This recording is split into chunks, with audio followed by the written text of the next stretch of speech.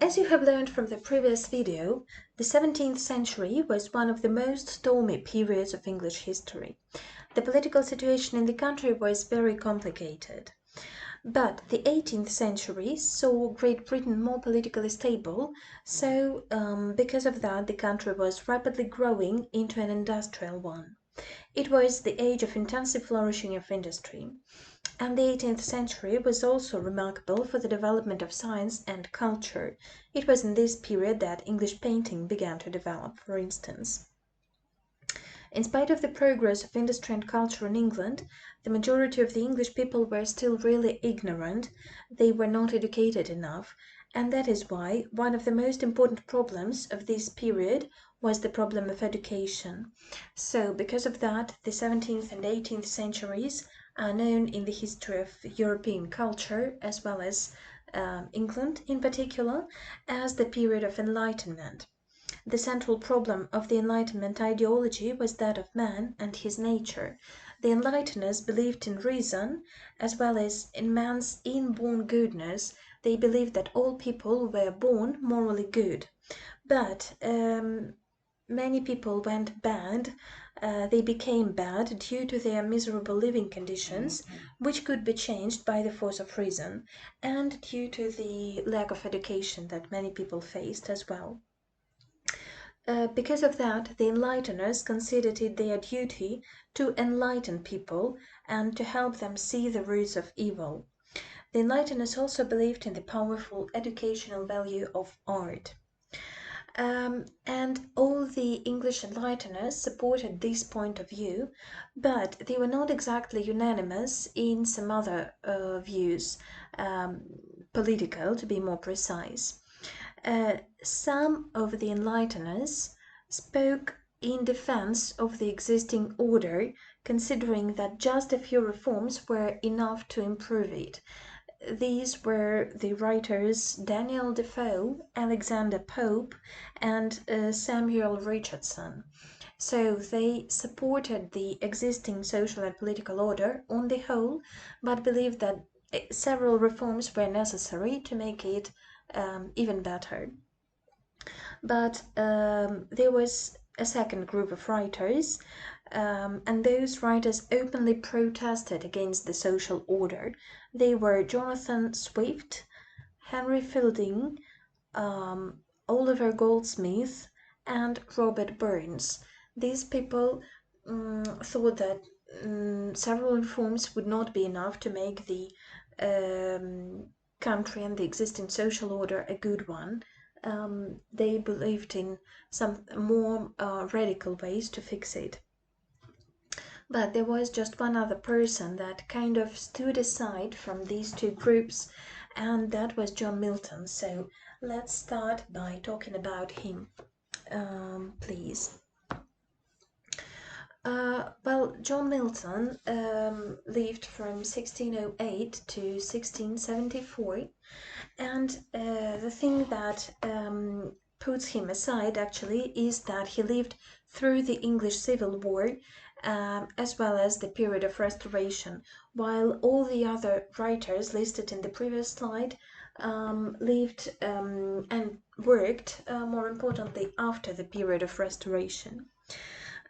Speaking about John Milton's biography, we should say that he's probably the greatest poet of the Puritan Revolution and the Restoration. He was born in London, and his father was a Puritan, but he was not a fanatic. He was a man of broad culture, and among other things, he was a composer of music. So he taught his son, John Milton, many things, such as playing several musical instruments, and Milton had a musical ear because of that. He started to write poetry quite early, but even his early poems possess the music of the language. And John Milton also wrote in Latin and Italian, and some Italian scholars were really surprised at his gift to compose such melodic phrases in their own language, because they sounded very they did not sound as if they were created by a language learner. And his Latin poems sounded very natural too. Milton was educated in St. Paul's School in London and later on at Christ's College in Cambridge. He had an ambition to be a clergyman, so it was his aim to join the church and become a priest, but later he changed his mind, and after the graduation he settled in his father's estate, and he had a period of long 6 years of solitary study and preparation for future life. He studied Greek and Latin, mathematics and philosophy, and his religious feelings were changing as well in this period. He was a Puritan, just like his father and all of his family, but he was not a fanatic either. His feelings were not fanatical. Many years later, at the age of 30, Milton left England for a tour in Italy. He traveled around Italy. He visited many places there, and he was greatly impressed by the country. And it was his intention to move on to Greece later on, but he had to interrupt his trip when he learned about the civil war in England.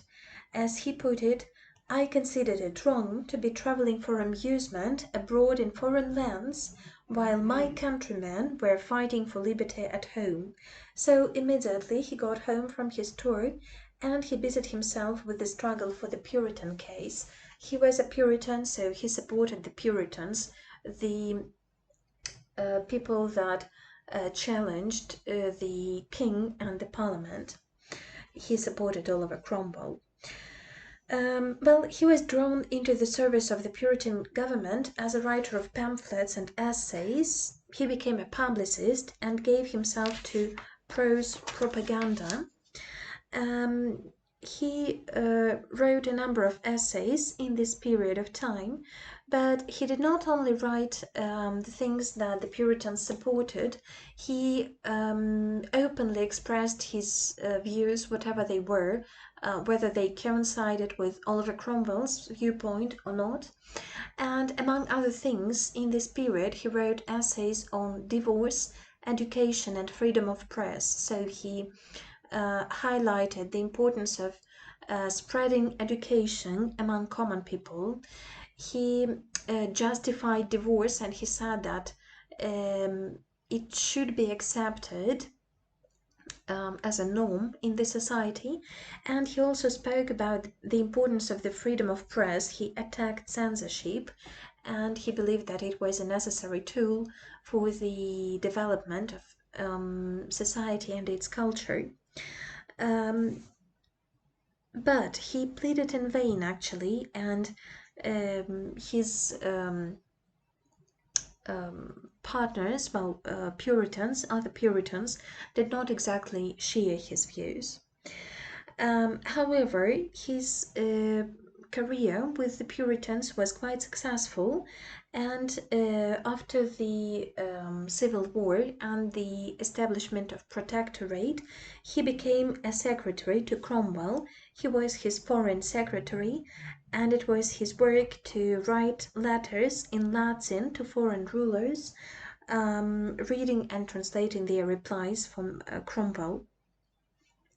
And Milton's hard work and constant study affected his eyesight badly, and even though he was warned of the danger of losing vision, Milton continued to work and went totally blind in 1652. At the same time, hard work for Cromwell's government gave Milton little opportunity for poetry, and for 20 years he produced only religious political books and sonnets, while his dream, the great poem, the epic poem, had to wait. But after 1660, when the period of protectorate was over and the restoration happened and King Charles II was made king, things changed greatly for John Milton. As you can see, he was in he was 52 actually in this period, um, but he was regarded old by the standards of those times. And after the Restoration, Charles II ordered to execute or imprison many Puritans, but Milton was spared from that due to his old age and his blindness. But he was made to leave London and settle in a small place about 20 miles from London. Also, while he was obviously freed from his duties as Oliver Cromwell's secretary, so he did not have a job with the government any longer. And finally, he could devote himself to the composition of the great poem that he had been longing to write for half the century. But due to his blindness, he was unable to write it himself, and he had to dictate the poem to his daughters. Milton considered several topics for his great work, including the myths of King Arthur, but eventually he chose a biblical theme, the fall of Satan, and consequently the fall of man. So he gave the poem the title of Paradise Lost. Later, several years later, he wrote a continuation for this poem called Paradise Regained. Paradise Regained was a shorter poem dealing with Christ's temptations in the desert. According to the poet's conception, paradise was lost because Adam and Eve yielded to Satan's temptation, but later, Christ, the Son of God, resisted the temptations of the same evil spirit, and thanks to that, paradise was regained for humanity. And in the same year as Paradise Regained, he wrote another work which was titled Samson Agonistes. It was a tragedy. It is also based on a part of the Bible, a story presented in the Bible. It's the last part of life of Samson. Samson was a prisoner of the Philistines and he was blind. Samson is presented in the prison at Gaza when we first meet him, and he is visited by some friends from his tribe who form a chorus and try to comfort him. Later, then comes his old father, who hopes for Samson's soon release, and then his wife Delilah, who seeks pardon, but Samson rejects her. And then finally, after these three visitors, Samson is called to the feast of his lords to entertain them by showing his strength, because Samson is known for being exceedingly strong. And he goes there. And well, he goes to the feast, but the final episode of the tragedy presents a messenger who brings news of their destruction and the death of Samson. It turns out that during that feast he pulled down the pillars supporting the roof of the palace where the feast took place.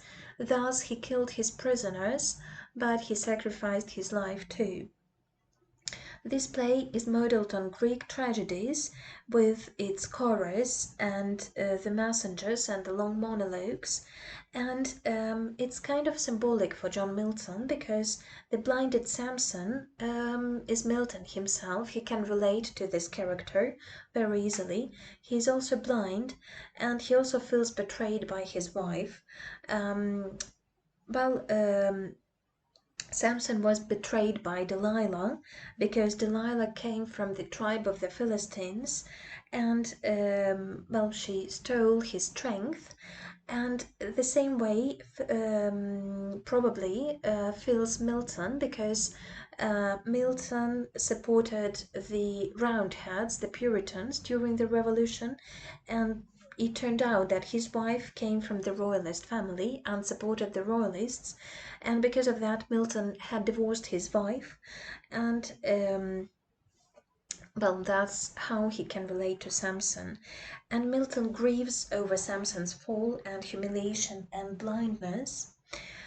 And summing up, we can say that in the bright and merry and corrupt England of Charles II, Samson Agonistus stands aside as a monument to the previous age of moral aspirations, glory, and spirit of heroes. And Milton is probably the last man of the old time.